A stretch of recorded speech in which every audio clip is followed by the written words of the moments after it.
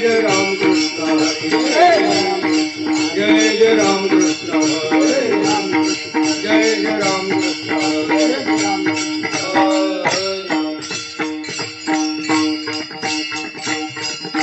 रूप पाहता लोचनी सुख झाले हो साधनी विठ्ठल बरवा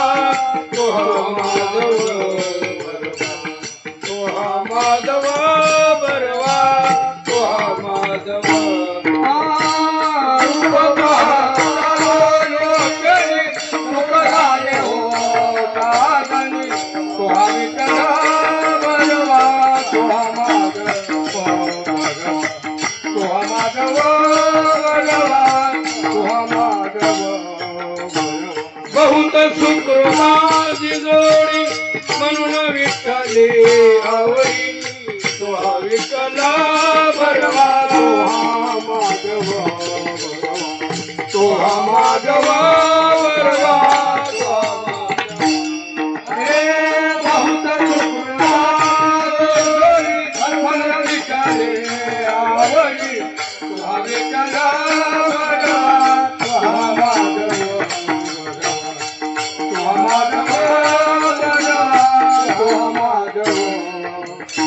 सर्व सुखाचे बापर कुमादेवी वरो सर्व सुखाचे बापर कुमादेवी वरो बापर कुमादेवी वरो सर्व सुखाचे बापर कुमादेवी वरो सर्व सुखाचे बापर कुमादेवी वरो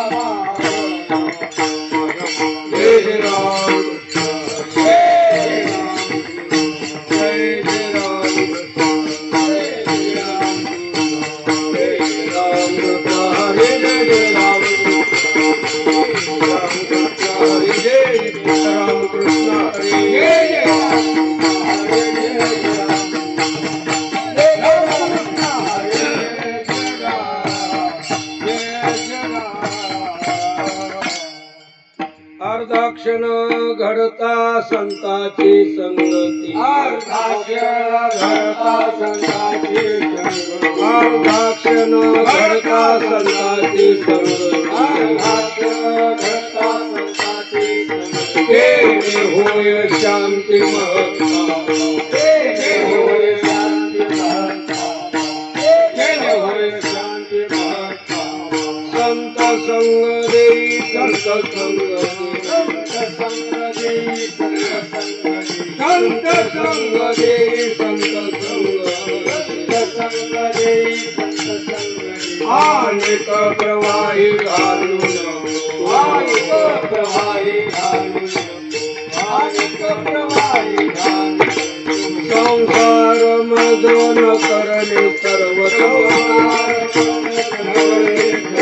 संसार मदन करणे सर्व संसार मदन करणे सर्व परमार्थ पुरता हाती दे परमार्थ पुरता हाती दे परमार्थ पुरता हाती दे संत संग देई संत संग देई संत संग देई संत संग देई अनेक प्रवाही घालून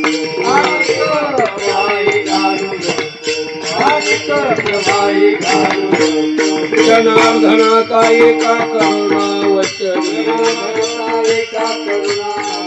जनार्दनाचा एका करुणा वचनी विनवनी पाया पाशी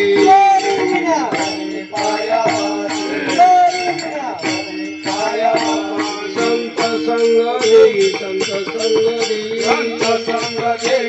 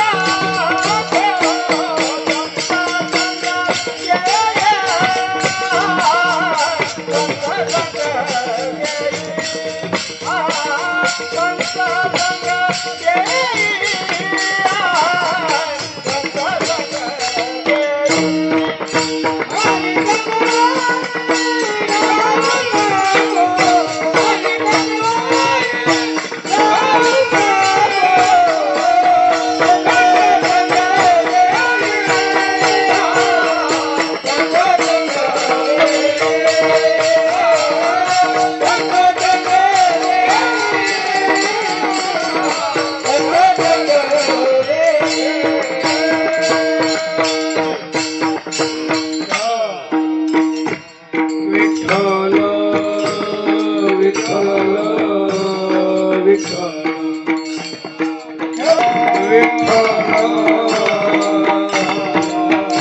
विठ्ठल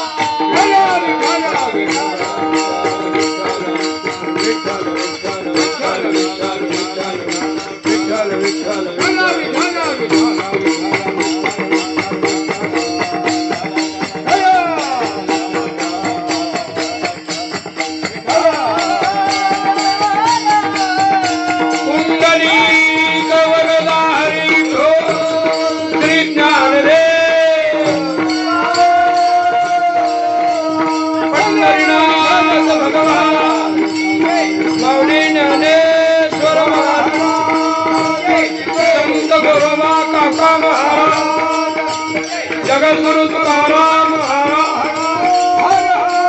राम भक्त हनुमान छत्रपती शिवाजी महाराज धर्मवीर संभाजी महाराज हर हर हर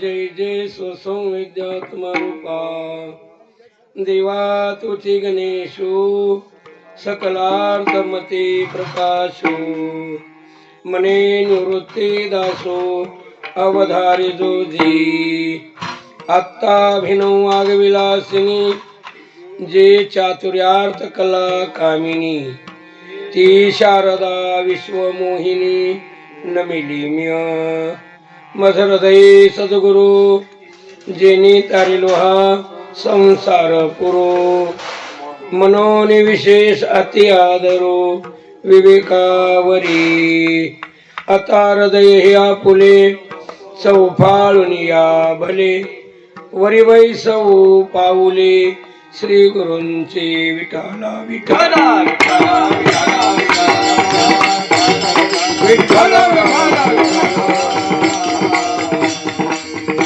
आजच्या प्रस्तुत प्राप्त प्रसंगी सेवेसाठी घेतलेला अभंग प्रतिष्ठान म्हणजे पैठणचे शांतीब्रह्म एकनाथ महाराजांचा आहे।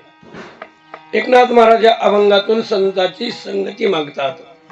अर्धाक्षण घडता संताची संगती तेने होय शांती महत्पापा संत संग देई संत संग देई अनेक प्रवाही घालू नको संसार मज न करणे सर्वथा परमार्थ पुरता हाती देई संत संग देई संत संग देई अनेक प्रवाही घालू नको जनार्दनाचा एका करुणा वचनी करी विनवनी पायापासी संत संग देई संत संग देई अनेक प्रवाही घालू नको पांडुरंगा करू प्रथम नमन पांडुरंगा करू प्रथम पांडुरंगा करू प्रथम तू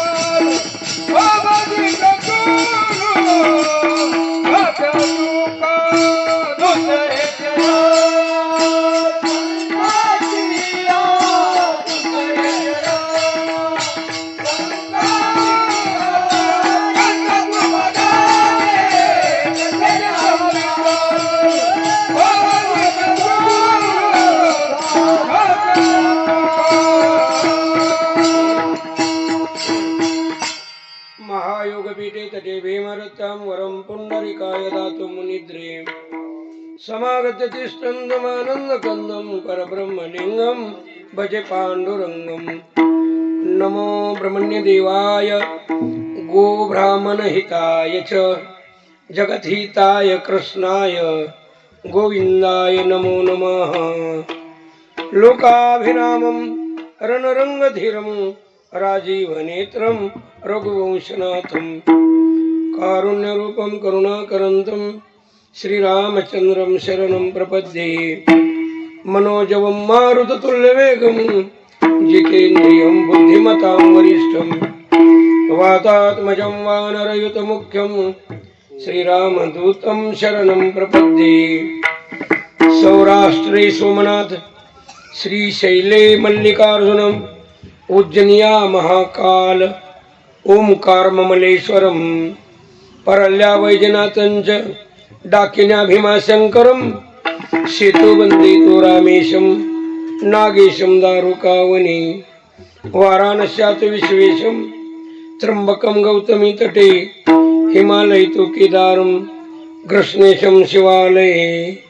यत्तानि द्वादशलिङ्गानि सायं प्रातपठे नरा सप्तजन्म कृतं पापं स्मरणेन विनश्यति। एकांती रे गुरुराधा स्वामी चैतन्य रूपी शिव सबके नामी सिनलो दयाळा भवसाल भारी तुझ बिन शंभु मद कोण तारी।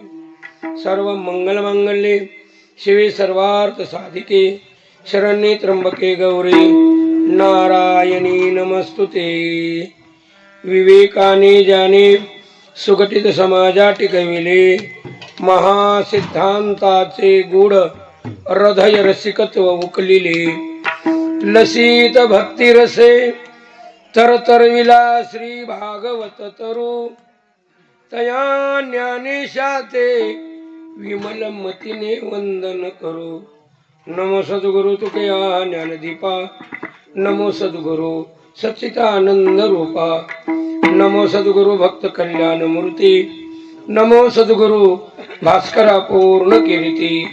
माझी वाणी तुझे वर्णी गुणना ऐसे देई प्रेम काही कळा मस्तकही पायावरी या वारकरी संतांच्या श्री संताची माता चरणावरी साष्टांग हे करी दंडवत। रुक्मिणी पांडुरंग परमात्मा उमा महेश्वर राम भक्त हनुमानजी गुरुबा काका ज्ञानेश्वर महाराज तुकाराम महाराज टाळकरी वृंद गायनाचार्य मृदंगाचार्य संत श्रोते माता भगिनी वेणेकरी सर्वांना नतमस्तक शरण जाऊन सर्वांना नमस्कार करून चिंतन सेवेला सुरुवात करूया।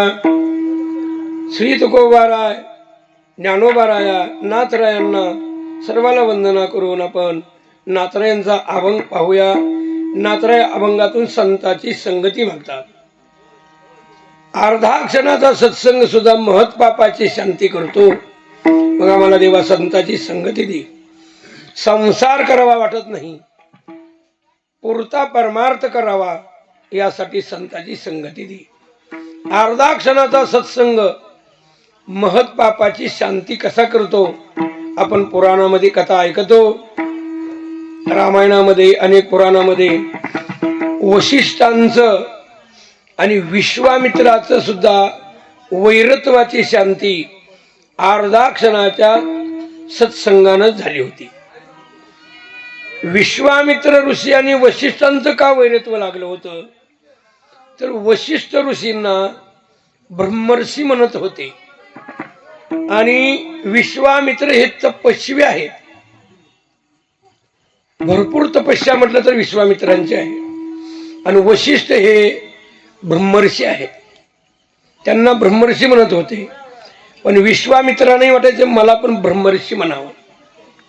तपस्या केलेली आहे. ब्रह्मदेवाला म्हणतात मला पण ब्रह्मर्षी म्हणावं. नाही म्हणले, आम्ही ब्रह्मर्षी म्हणून उपयोग नाही. पृथ्वी तलाव आता ब्रह्मर्षी वशिष्ठ आहेत, त्यांनी तुम्हाला ब्रह्मर्षी म्हणावं, मग तुम्ही ब्रह्मर्षी. म्हणून जिथं वशिष्ठांचा सत्संग असेल तिथं आवर्जून विश्वामित्र ऋषी जायचे. विश्वामित्र ऋषी आल्याबरोबर सगळे श्रोते उठून उभा राहायचे, त्यांचा आदर करायचे. ज्यांची 60,000 वर्षाची तपस्या आहे त्यांना आल्याबरोबर नमस्कार तर करायचेच, पण उठून उभा राहून त्यांचा आदर करायचे. त्यांनी बसा म्हणल्यावर बसावं. आणि यांनी मात्र काय तसा आदर करावा. वशिष्ठ गुरु हे त्यांना शब्द सुमनानं आदर करायचे. या या, पण या म्हणत असताना काय या म्हणायचे, या यावे राजर्षी असं म्हणत होते. पण त्यांना त्यात समाधान वाटत नव्हतं. त्यांना वाटत होतं की यांनी मला ब्रह्मर्षी म्हणावं, आणि ते म्हणत नव्हते. या राजर्षी असे बोलायचे. म्हणून विश्वामित्र त्यांना विरोध करायला लागले. त्यांची काही लेकरं सुद्धा मारली, वशिष्ठांची मुलं सुद्धा मारली. पण हे त्याच्या प्रारब्धात असेल तसं असेल म्हणून त्यांनी कधीच म्हणायचं नाही, ती या राजर्षीच म्हणायचे. एके दिवशी आता यांनाच काहीतरी करायचं म्हणून निघाले होते, पण त्यांच्याच आश्रमाच्या पाठीमागे गेल्यानंतर वशिष्ठ आणि त्यांची पत्नी अरुंधती, पौर्णिमेचं चांदणं पडलेलं होतं आणि चांदण्यात पुढे बसलेले होते. अरुंधती वशिष्ठांना बोलत होती, पौर्णिमेचं चांदणं किती शुभ्र पडले हो, असं तप कोणाचं असेल का पृथ्वी तलावर. किती चांदणं शुभ्र आहे, चंद्र पूर्ण आहे. मग त्यावेळेस वशिष्ठ अरुंधतीला त्यांच्या पत्नीला बोलले, असं तप जर म्हणशील ना तर सध्या पृथ्वी तलावर विश्वामित्राचं आहे. विश्वामित्राचं तप असं भरपूर आहे. आणि हे त्यांनी ऐकलं. म्हणले आपण खरं तर म्हणले राजर्षीच आहोत, ब्रह्मर्षी वशिष्ठच आहेत. आपल्या पाठीमागं सुद्धा आपले निंदा करत नाहीत, आपल्या तपस्येची सुद्धा ते स्तुती करत आहेत. पत्नीपशी सुद्धा खरं तर ब्रह्मर्षी तेच आहेत. म्हणून शस्त्रास्त्र टाकून दिलं आणि त्यांना शरणागत गेली. शरणागत गेल्याबरोबर पूर्ण शरणागती पाहिली आणि वशिष्ठांच्या मुखातून शब्द आले, या ब्रह्मर्षी या या या. आनंद वाटला त्यांना. वशिष्ठांनी आपणाला ब्रह्मर्षी म्हणले. मोठ्या प्रेमानं आदरानं त्यांचा आदर अतिथी घेतलं, पण विनंती केली आमच्या घरी तुम्ही यावं. त्यांच्या आश्रमात वशिष्ठ गुरूंना घेऊन गेले आणि त्यांचा आदर आतिथ्य करून दक्षिणा म्हणून, आदर आतिथ्य केल्यावर दक्षिणा जी द्यायची, ती दक्षिणा म्हणून मी काय देणार म्हणले तुम्हाला, तर दक्षिणा ही पुण्याच्या रूपात देणार म्हणले, आणि त्याचा तुम्ही स्वीकार करावा. मग स्वीकार करायला तयार झाले वशिष्ठ गुरु. आणि त्यांनी हातावर पाणी घेऊन संकल्प सोडला, माझ्या 60,000 वर्षाच्या तपस्येतले 10,000 वर्षाची तपस्या तुम्हाला मी पुण्य हे तुम्हाला दान करत आहे. आणि पाणी सोडलं. पुन्हा योग आल्यावर यांनी त्यांना आश्रमात नेल्यानंतर त्यांनीही असणार म्हणजे आदरातिथ्य करून पुण्याच्या स्वरूपातच दक्षिणा दिली.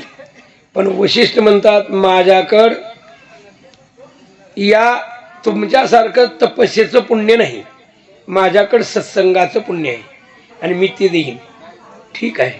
आणि सत्संगाचं पुण्य देताना पाणी घेऊन म्हणाले, हो मावशी जरा हळू बोला की पुण्य देत आहे म्हणाले. आणि अर्ध्या क्षणाचा सत्संगाचं पुण्य त्यांना दिलं. पुन्हा त्यांना वाटलं, म्हणले मी किती मोठ्या मनानं तुम्हाला दान केलं. म्हणले 10,000 वर्षाची तपस्या, तुम्ही किती पुण्य देत आहात हो म्हणे. बोलतात आता सावकाश बोलते, हळूहळू बोला आई. अर्ध्या क्षणाचं दिलं म्हणजे तुम्ही, फक्त मी 10,000 वर्षाचं पुण्य दिलं. त्यावेळेस वशिष्ठ विश्वामित्रांना बोलतात, तुमच्या 10,000 वर्षापेक्षा सुद्धा जर आमचा अर्धा क्षणाचा सत्संगाचं पुण्य श्रेष्ठ आहे, तुम्ही कुणालाही विचारून बघा. ब्रह्मदेवाकडे गेले. ब्रह्मदेवाने सांगितलं, मी या प्रश्नाचं उत्तरच सांगणार नाही. म्हणजे तुम्ही जा म्हणले, आता विष्णू भगवंताकडे जा. ब्रह्मदेवाने सांगितलं नाही. विष्णुदेव म्हणले मी नाही, शिवजीकडे जा. आणि महादेवाने सांगितलं, दोघांनी नाही ना सांगितलं. ते उत्पत्ती करतात, हे पालन पोषणाचं कार्य करतात. माझ्याकडे संहार करायचं कार्य आहेच ना. मी या प्रश्नाचं उत्तर देत नाही. तुम्ही पाताळामध्ये शेषनारायणाकडे जा. आणि शेषनारायणाकडे गेल्यानंतर विश्वामित्राला वाटायचं माझं किती पुण्य मोठं आहे, 10,000 वर्षाचे पुण्य आहे. म्हणून हेच अगोदर म्हणायचे, आमच्या दोघाच्या पुण्यापैकी कुणाचं मोठं आहे, माझं 10,000 वर्षाचं पुण्य जास्त का यांचा अर्धा क्षणाचा सत्संगाचं पुण्य जास्त आहे. हो सांगा, यातला फरक सांगा. मग शेष नारायण बोलतात, तुम्ही याच्या अगोदर कुणाकडे गेलता. हो जाऊन आलो, ब्रह्मा विष्णू महेश तिघाकडे गेलो, पण इथे सांगितलं नाही. मग ते त्यांच्याकडे काम आहेत म्हणून सांगितलं नाही ना. मग माझ्याकडे तर काही काम नाही का म्हणले. या पृथ्वीचं ओझं माझ्यावर आहे. ही पृथ्वी तुम्ही तुमचं पुण्य जास्त कोणाला वाटते ना ते सोडा म्हणले. पृथ्वीला थोडं माझ्या डोक्यावरचं वर व्हायला लावा.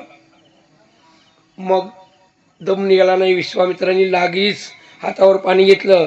त्यांच्या अर्धा क्षणाच्या सत्संगापेक्षा माझं 10,000 वर्षाचं तपस्येचं पुण्य नक्कीच मोठं आहे. पृथ्वी ते जर पुण्य त्याच्यापेक्षा जास्त असेल तर यांच्या शेषाच्या डोक्यावरचं तुम्ही पृथ्वी माता थोडं वर व्हा. आणि पाणी सोडलं. हल्ली सुद्धा नाही पृथ्वी. मग शेष नारायण म्हणतात, अहो त्यांना सोडू द्या. बघ तुम्ही सोडलं, हल्ली नाही ना, त्यांना सोडायला लावा. मग वशिष्ठांनी सोडल्याबरोबर अर्धा क्षणाचा सत्संग 10,000 वर्षाच्या तपस्येपेक्षा जर श्रेष्ठ असेल तर पृथ्वी माती तुम्ही शेषनारायणांच्या डोक्यावरचं थोडं वर व्हा. म्हणून पाणी सोडल्याबरोबर पृथ्वी माता आद्धार झाली.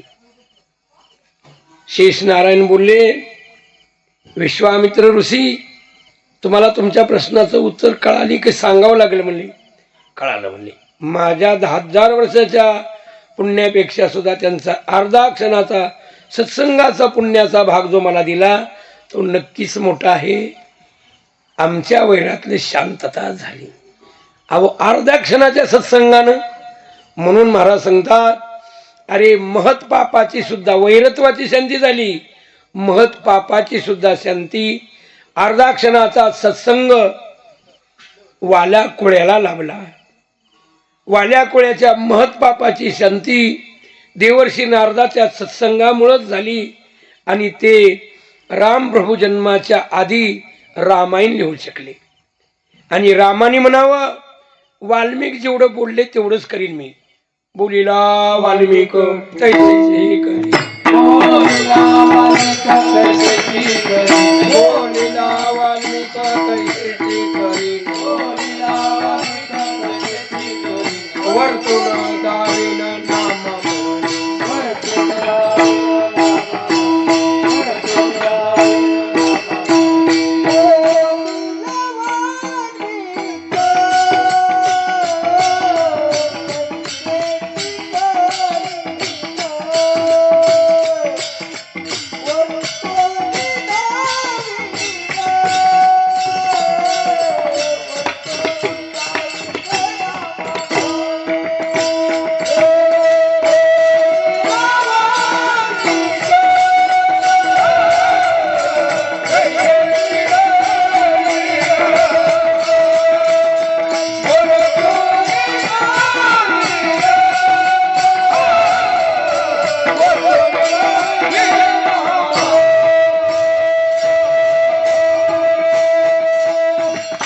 प्रभूंनी अवतार घेण्याच्या आधी रामायण लिहिलेलं होतं आणि महाराज तेवढंच रामाने करावं.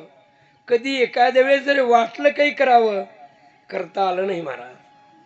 कधी वाटलं होतं प्रभूला, ज्यावेळेस लक्ष्मणाने इंद्रजिताचा वध केला. इंद्रजिताचा हात तर सुलोचनेच्या मंदिरात जाऊन पडला होता. सुलोचनेनं कागद आणून दिला, कुणी तुम्हाला मारले, मी पतिव्रता असेल तर तुमचा हात लिहून देईल. हातानं लिहून दिल तर लक्ष्मण ती हातच घेऊन गेली होती महाराज. तिथं रणमंडळामध्ये कोण लक्ष्मण आहे म्हणे, माझ्या पतीला मारणारा असा लक्ष्मण कोण आहे. अहो आई, तुम्ही लक्ष्मणानं कसं एवढं सैन्य आणि त्यानंच कसं म्हणून मारलं. माझ्या पतीने लिहून दिले. कसं काय मेल्यावर हातानं लिहून दिले म्हणले. ही का हातच घेऊन आले नाही, कागद हात त्यांनी लिहिले म्हणले. मग हातानं लिहिले त्या अर्थी. मग आता ही शिर जे आहे, मग शिर आणि ते धन तिथे घेऊन बसलेलेच होते. म्हणजे ही शिर हसवायला म्हणले. ही शिर हाताने लिहिले त्या अर्थी. मग आता शिर हसवायला. मग शिर सुद्धा हसलं होतं. म्हणले माझा जर पिता हित असता तर तुम्हाला काय मारायची ताकद होती म्हणले इथं कोणाची. असं बोलल्यानंतर खदखदा ती हसू लागलं. म्हणजे कसं काय, तुझा कोण आहे म्हणजे, तू कुणाची मुलगी आहेस. लक्ष्मण विचारू लागलं, हे शेषाची मुलगी आहे म्हणजे. आणि म्हणून ते हसत होतं. त्यांनीच मारले म्हणजे, शेषाचाच अवतार तो होता म्हणून ते हसत होतं. हसल्यावर सगळ्यांना वाटलं होतं आश्चर्य खरंच म्हणले. म्हणून विचारलं होतं लक्ष्मणाने, कोण तुझे वडील आहेत सांग बरं. मग कुणाची मुलगी आहेस तू. मी शेषाची मुलगी आहे. मग लक्ष्मण म्हटलं, अरे हा पोलीस, मी शेषाचाच अवतार आहे. हा पोलीस मुलगी आहे म्हणली. हिला आपण असं केलं, रामा मी कधीच काही मागितलेलं नाही तुला, एवढी जिवंत करून द्यायचं का. रामाला सुद्धा वाटलं लक्ष्मणानं कधी काही मागितलं नाही. अरे जो कोणी असा 12 वर्ष निराहार आणि ब्रह्मचर्य राहील, त्याच्यात अजून याचा मृत्यू नाही तर मृत्यूच नव्हता. एवढा अटासाने ह्यालाही केलंय. आणि आता तोच म्हणत आहे माझ्यासाठी एवढं करून ह्याला जिवंत करा. करतो.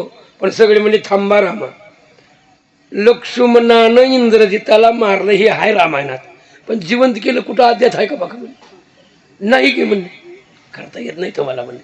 तेवढंच करा. वाल्मिकानं जेवढं बोलले तेवढंच करा. एवढी रामाने सुद्धा त्यांची तेवढंच करावं. अधिकार कशानं आला. तेवढं जर पाप असं तर असा अधिकाराला असता का. मग त्यांचं पाप एक फक्त माणूस मारला तरी एक मोहरीवनी खडा टाकावा. असली 7 रांजणं भरलेली आहेत, अपार पातक आहेत. पण त्या पापाची शांती झाली फक्त अर्धा क्षणाचा. देवर्षीनं अर्धाचा सत्संग झालता. पाप कर्म सोडून दिलं, नामचिंतन केलं, त्यांच्यावर वारूळ चाललं आणि त्यांनी महाराज रामायण रामप्रभू जन्माच्या आधी लिहिलं. त्याला अनागत भाष्य म्हणतो. मग त्या महत्पापाची शांती सत्संगानंच झाली. म्हणून एकनाथ महाराज म्हणतात, अर्धा क्षणाचा सत्संग महत्पापाची शांती करतो.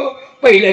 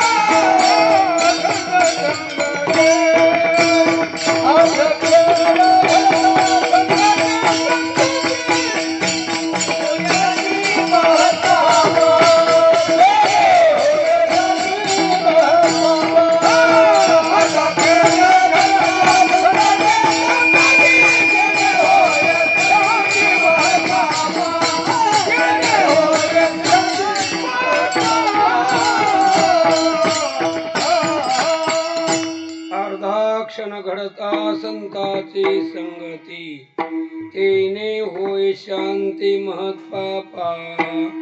म्हणून नाथराय संताची संगती मागतात. संत संग देई, संत संग देई. आणि सत्संग सोडून बाकीच्या या प्रवाहामध्ये आम्हाला घालू नको.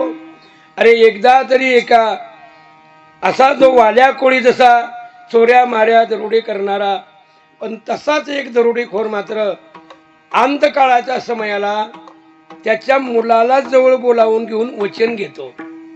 आणि काय वचन घेतो तर फक्त वचन घेताना म्हणतो, तुम्हाला वचन दे का बाबा. काय वचन द्यायचे सांगा.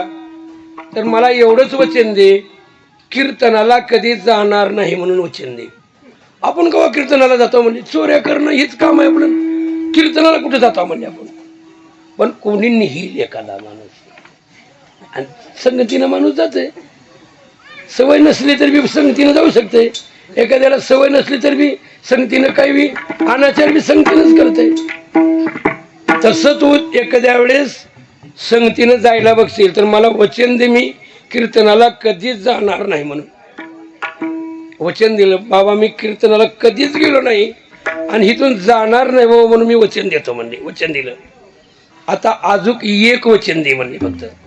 काय बाबा अजूक वचन.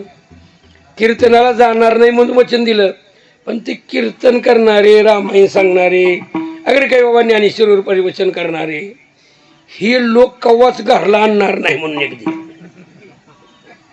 कीर्तनाला जायचं नाही पण ती लोक सुद्धा आपल्या घरला नको म्हणले कवा.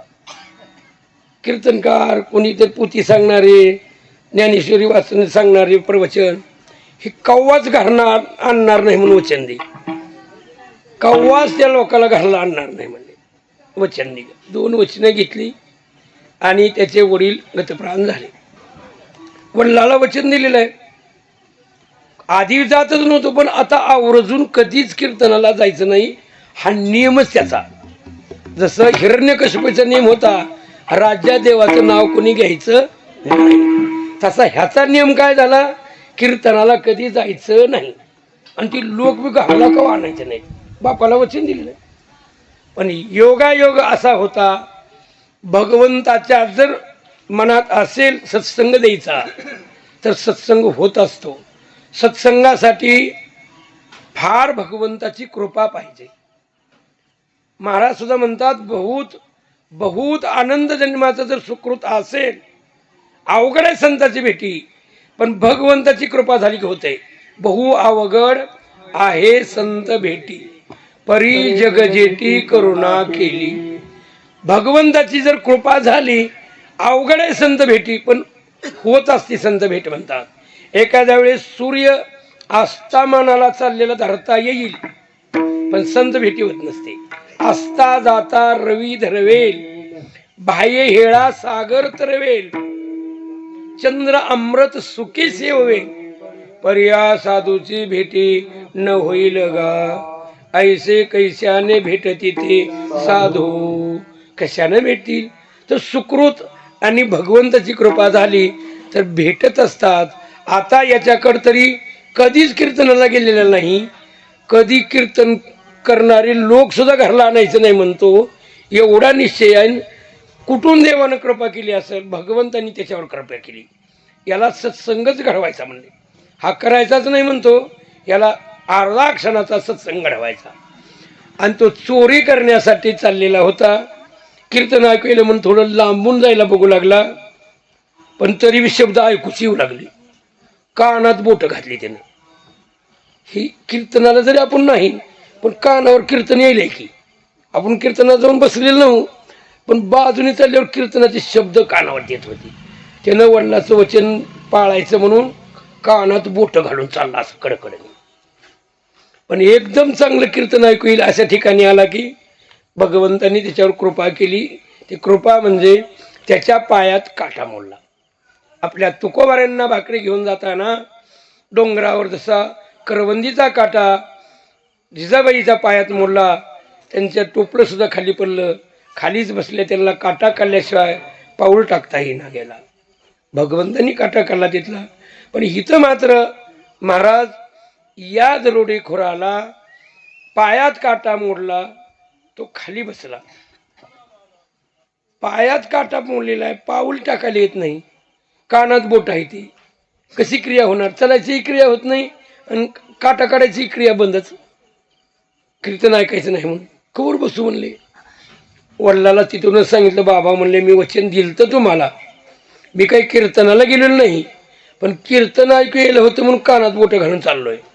पण म्हणले पायातला काटा काढीस्तोर एक बोट काढतो म्हणे, आणि उजव्या कानातलं बोट काढलं, उजव्या हातानं अवसान धरून वाढता येते म्हणून उजव्या कानातलं बोट काढल्याबरोबर शब्द पडायला चालू झाले आणि ह्याची क्रिया काढायची चालू झाली. काटा काढेपर्यंत शब्द त्याच्या कानावर पडले. कीर्तनकार सांगत होता, देव देवी जर प्रगट होऊनच भेटीला कुणाला आलीस तर ओळखावी कशी ही देव आहेत देवी आहे म्हणून? तुम्हा आम्हा सर्वांच्या सावल्या पडत असतात. देवन देवीच प्रगट होऊन आली तर तिची सावली पडत नसते, एवढी खूण आहे. विठाला विठाला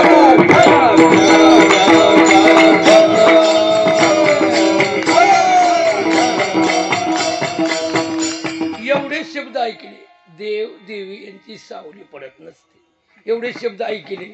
काटा काढायचा झाला, पुन्हा कानात अशी बोटं घातली, निघून गेला. राजवाड्यावरच असणारे म्हणजे चोरी केली, पण तिथं भरपूर धन झाल्यामुळे त्याला ओझं जाईना. तिथलाच उंट सोडून उंटावर लादून तो घेऊन गेला. कुठं डोंगरात कुठं तो राहत असेल तिथं नेऊन ते धन उचलून घेतलं. पण उंट कुठूनही दिसेल करेल म्हणून त्या उंटाला कापून एका खपारीमध्ये खोल दरीत टाकून दिला आणि धन पुरून टाकलं.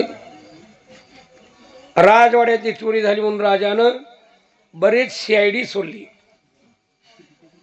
आणि एक CID त्याच्यातला महिलाच होती, एक वारांगना, आणि ती वारांगना ती वेश्या CIDच्या रूपातून विडा उचललेला होता. एक तंबुरा घेऊन पद म्हणत म्हणत दरोडेखोराच्या वस्तीवर गेली, तिथं राहतात तिथं, आणि त्यांच्या महिला होत्या तिथं पद म्हणून दाखवली. एक पद म्हणलं त्यांना गोडी लागू दिली आणि ती महिला निघून चालली. त्या महिला बोलू लागल्या की म्हणल्या अजून थोडस म्हणून दाखवा ना म्हणे. त्यावेळेस असं म्हटल्याबरोबर त्या दरोडेखोराच्या महिलांनी सांगितलं, तुम्हाला जर औषधासाठी उंटाचं मांस लागत असेल, हो म्हणले, लिकरू तर वाचते ना, ते लिकरू मरते, माझं काय करावं? मग आम्ही देतो म्हणले, आम्हाला पद म्हणून दाखवा. म्हणून दाखवली. त्याने ती उंट दाखवला, त्याचं मांस घेतलं. फक्त तिला मुद्दा शोधायचा होता आणि CID मुद्दा काढण्यासाठी बरोबर असं करत असतात. आणि ते मुद्दा एक सापडला, आता एक राहिलाय. ती एक मुद्दा सापडण्यासाठी धनाचा मुद्दा सापडला की झालं, उंट तर सापडलाय. त्याचं मांस थोडं घेतलं आणि त्या महिलाला सांगितलं, रात्री मध्यरात्री 12ला तुम्हाला देवी, तुम्ही मेसाईची तर सेवा करता ना? हो म्हणतातच ना, चोराला मेसाई दार्जन, म्हणजे आम्ही मेसाईची सेवा करतो म्हणजे मेसाईला बलिदान करतो. मग ही मेसाईच तुम्हाला मध्यरात्री 12ला भेट देईल म्हणले. माझ्या लेकराचा जीव वाचायला म्हणजे तुमच्यामुळं, मग माझ्या लेकराचा आशीर्वाद लागेल आणि देवी 12 वाजता तुम्हाला भेटेल म्हणले. जाग्या राहा. महिला रात्रभर जाग्याच होत्या.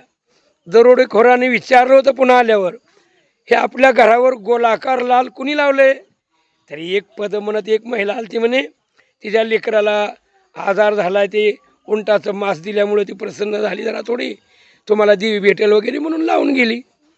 त्या दरोडेखोरानं ओळखलं म्हणले, एखाद्या वेळेस CID बी असणार हिंडू लागलेले आहेत. उंटाचं मांस नेलं म्हणल्यानंतर काय सांगा म्हणून ते लाल गोलाकार लावलेलं पुसून टाकलं आणि बाकीच्या सगळ्याच्या घरावर लावलं. पण त्यांनी अनेक दुसऱ्या काही खुणा ठेवलेल्या होत्या. तीच असणारी म्हणले वेश्या पुन्हा देवीचं रूप धारण करते. एक रेड्या घेते आणि रेड्यावर बसून एका हातात जळत भांड आणि एका हातात तिरसूळ घेऊन कृत्रिम 2 लक्ष्मीचे हात वर लावले आणि बरोबर 12ला त्या घरावर जाऊन तिरसूळ आपटला. तिरसूळ आपटल्याबरोबर महिला जाग्याच होत्या, दरवाजा खुल्ला केला. देवी दिसल्याबरोबर तिथून नमस्कार करू लागले आणि त्या देवीनं बोलायचं, लांबूनच नमस्कार करा. तिथूनच सगळे पाया पडू लागले, लेकराला पायावर घालू लागले. देवी बोलू लागली, तुम्हाला मी कशात बी साथ दिली, मला बलिदान दिल्याशिवाय धन काढू नका. मग ती म्हणले हिथंच पुरलं, म्हणले आम्ही बलिदान दिल्याशिवाय काढीत ना म्हणले. आता उंटाचा बी मुद्दा सापडला आणि धनाचंही सापडले. देवी महागारी फिरली. महागारी फिरल्यावर सगळे पाया पडून आता घरात चालली. पण देवी महागारी वळल्या तो जळत भांडं पुढं गेलं आणि जळत भांडं पुढं असल्यामुळे त्या प्रकाशामुळं देवीची सगळी सावली मागं पडली. त्या रेड्याची पडली, देवीची सावली पडली. मग अर्धा काटाकाळीस्तोरमध्ये किती कीर्तन ऐकलं त्यानं, अर्धा क्षणच कीर्तन ऐकलं होतं. फक्त त्याला वाटलं की म्हणले हे देवी नाही, म्हणले देवी म्हणावं तर सावली पडली, नाही म्हणावं तर देवी म्हणून सगळे पाया पडलेत आपल्यातले. मग देवी खरी का कीर्तनकार सांगितलेलं खरं? कीर्तनकारानं तर सांगितलं की देव देवी जर आली तर ओळखायची, कोण सावली पडत नसते, ही सावली पडली मग देवीच न होईल. आणि कीर्तनकार तर लबाड बोलत नसतात म्हणतात. ऐकू न म्हणले आपण का ऐकले कीर्तन म्हणले, पण म्हणतात की लबाड बोलत नाहीत. मग काय देवी लबाड का कीर्तनकार लबाड बघूच म्हणले. आणि म्हणून थोडं अंतर येणं, कुठं देवी अंतर्धान पावते पाहिलं. देवी कुठंच अंतर्धान पावली नाही. बरोबर ते वेश्याच्या गल्लीला गेली आणि तिचं घर आल्याबरोबर ते रेडा बी हाकलून लावला आणि कृत्रिम हात टाकून दिले, जळत भांडं टाकलं आणि देवी घरामध्ये गेली. देवी घरात गेल्याबरोबर यानं ओळखलं की म्हणले खरंच ते कीर्तनकारानं सांगितलेलंच खरं आहे, देवी लबाड आहे, देवी न होई म्हणले, ही CID आहे. आपणाला हे थोड्या वेळात सुद्धा येऊ शकतात म्हणले. आता उंटाचा बी मुद्दा त्यांना कळाला आहे आणि धनाचंही कळाले. काय करावं? ताबडतोब घरून जाऊन त्या देवीच्या घराला बाहेरून कुलूप लावलं, देवी बंद करून टाकली. सूर्योदयपर्यंत त्या राजानं वाट बघितली. सांगितलं होतं की मध्यरात्री 12ला मी दुसरा मुद्दा शोधेन, आपण लवकरच पहाटे जाऊ आणि धाड घालून ती पकडून आणू. पण देवी सूर्योदय बी झाला तरी येईना. मग राजानं डोंडी पिटवली होती, चोरानं जर गुन्हा नमूद केला त्याला तर मी एवढं बक्षीस देईन खरं बोलल्याबद्दल, निम्म राज्य आणि माझी मुलगी देईन म्हणे. मग मात्र या चोरानं जाऊन गुन्हा नमूद केला, मी चोरी केलेली आहे. अरे आता राज्य भेटते म्हणून म्हणत असतील, दाखवावं लागेल सगळं. एक सेवक दिला, फक्त त्यांचा CIDच फक्त कुलूप उघडून मोकळा केला आणि त्या CIDनं ती उंट बी दाखविला आणि ती धन बी दाखविलं. पण CID मार्फत तो चोर सापडला नव्हता, स्वतःहून सापडला. म्हणून राजानं एक गज म्हणजे हत्ती पाठवला आणि हत्तीवर बसवून त्याचा मोठा आदर फुलं वगैरे टाकत राजवाड्यात त्याला आणलेला आहे. आणि सगळ्या सभेत एकच सांगितलं, यानं स्वतःहून मी चोरी केली म्हणून गुन्हा नमूद केला, म्हणून याला निमराज्य आणि मी एक मुलगी माझी द्यायला तयार आहे, याचा स्वीकार करावा, चोरी करायचं बंद करावं. भगवंतानी त्याला निश्चित सत्संगच नाही तर पुन्हा वैराग्यही दिलं होतं. फुलं टाकीत जातानाच वाटत होतं अरे काटाकाळीस्तोर कीर्तन ऐकले तर राज्यच भेटायला लागले. आणि ह्याचा त्याग केला ना आपण, इथून उरलेलं आयुष्य सत्संगातच घालवलं तर देवच नाही का भेटायचा? कुठं राज्य आणि कुठं काय म्हणले. शिवरायाने किती तुकोबाऱ्यांना नजरानं पाठवला, त्याचा त्याग केला महाराजांनी. तसं मी या राज्याचा त्याग करणार एवढी विरक्ती पण देवानं दिली त्याला. ईश्वर कीर्तन ऐकले म्हणून सापडलो नाही, नाहीतर मी सापडत होतो. मी आता तुमचं राज्य आणि मुलगी स्वीकार करत नाही. इथून पुढं मला सत्संगतीचीच गरज आहे. इथून पुढलं आयुष्य वडिलाला कळालं नाही म्हणले, कीर्तनाला जायचं नाही आणि लोक घरला आणायचं नाही म्हणले होते. परंतु देवानं तुम्हाला सत्संग दिला आणि म्हणून मी सापडलो नाही. इथून पुढलं आयुष्य मी सत्संगतीतच घालवणार. मला राज्यसुद्धा नको, फक्त सत्संगती. चोराला सुद्धा वाटते सत्संगती, वाल्या कुळाला सुद्धा पुन्हा सत्संगच. एकनाथ महाराज तुकोबाराय सुद्धा म्हणतात, संत संग देई सदा. संताची संगत सतत आम्हाला असावी. संत संग सर्व काळ अखंड प्रेमाचा कल्लो.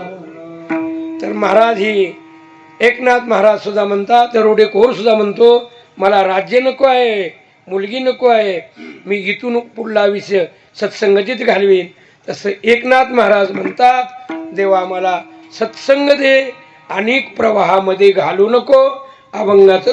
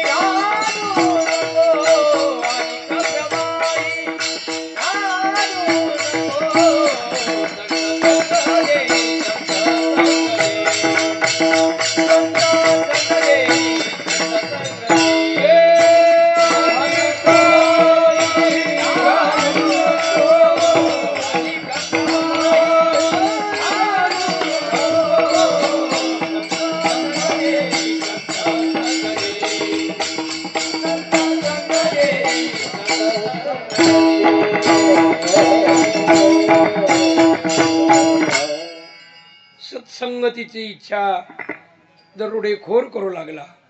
त्याला वैराग्य दिले देवानं, विरक्ती प्राप्त झालेली आहे.